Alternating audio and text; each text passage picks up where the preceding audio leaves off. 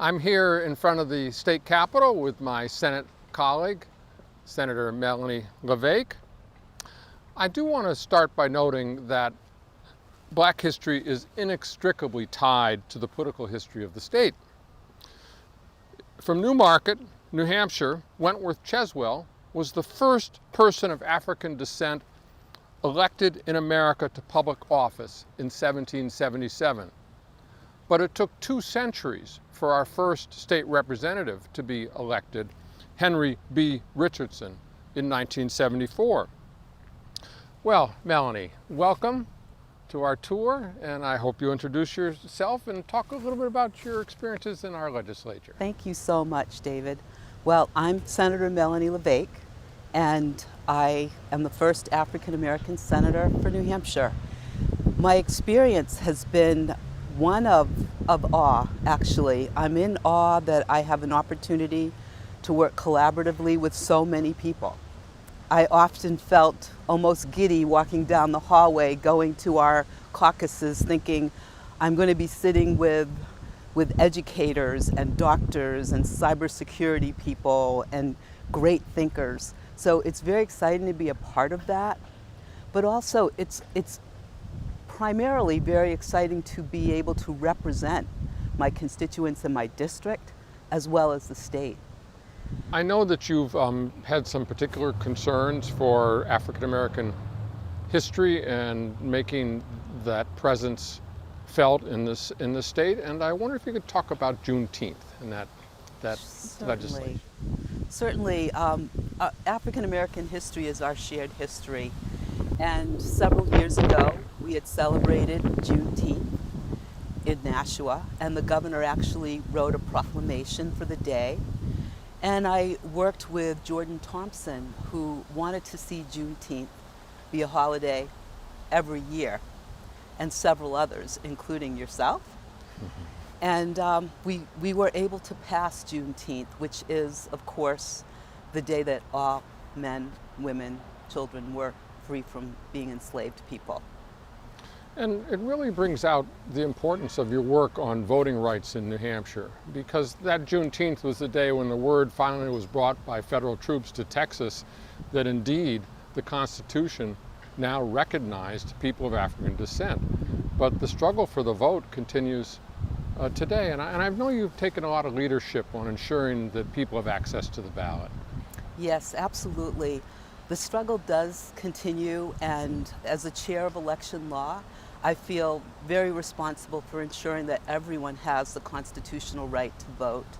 So making it more accessible, modernizing the process, ensuring that all people have that right to vote, whether they're 18 and in college or seniors or disabled citizens, we all deserve that right to vote, and I will continue to fight for that.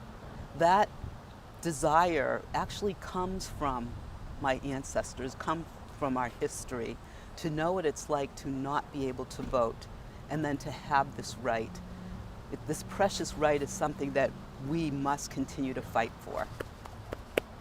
And related to that, in the troubled times we're in right now with the kind of insurgency around Black Lives Matter and the insistence that there be another look at many of the broken and false promises to people of African descent for full inclusion. Mm-hmm. And in particular, I know you've responded to concerns about criminal justice and reforms in that area. And how is it you found ways to work with our police departments and with our criminal justice system to take another look, to make sure that we do have racial justice in New Hampshire? Mm-hmm. Well, first of all, those inequities have been going on for over 400 years, since slavery began. But even though slaves were set free, or enslaved people were set free, it continued. And just in a very systemic way and not out in the open. However, we, after 200 years of freedom, we're still not free.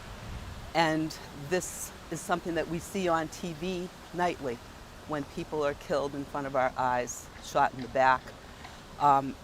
The world is outraged.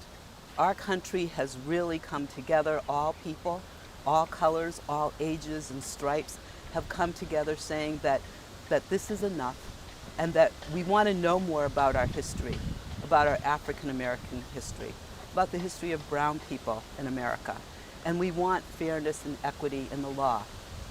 And this year we passed an omnibus bill that had several components in it that were geared towards police reform.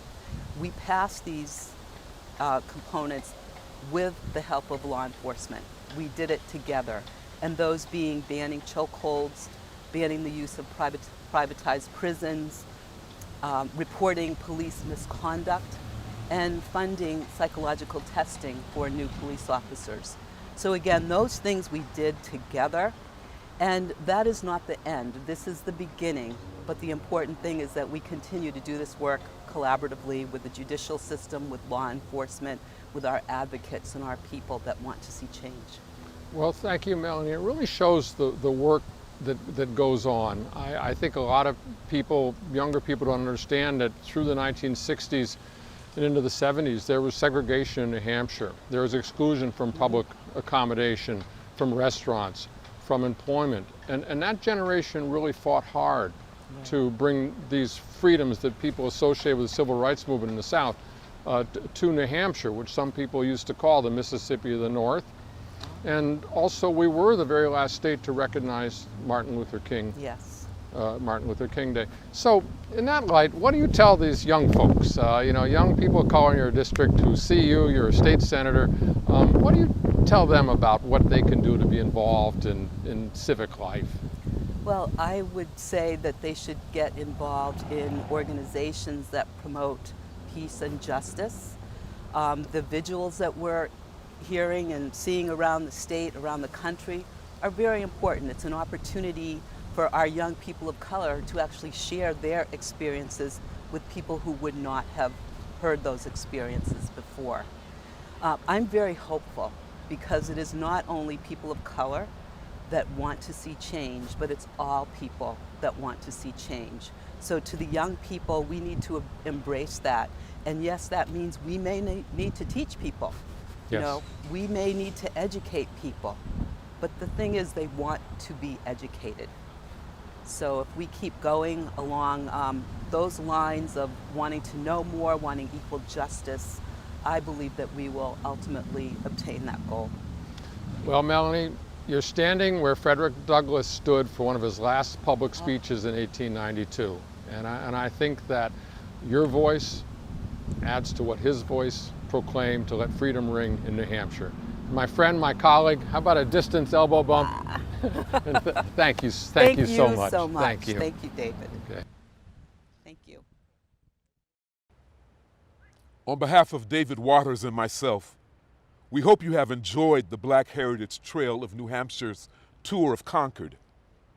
The Black Heritage Trail Board is committed to expanding the trail statewide, but we need your support. We need researchers, volunteers, board members, and especially donors.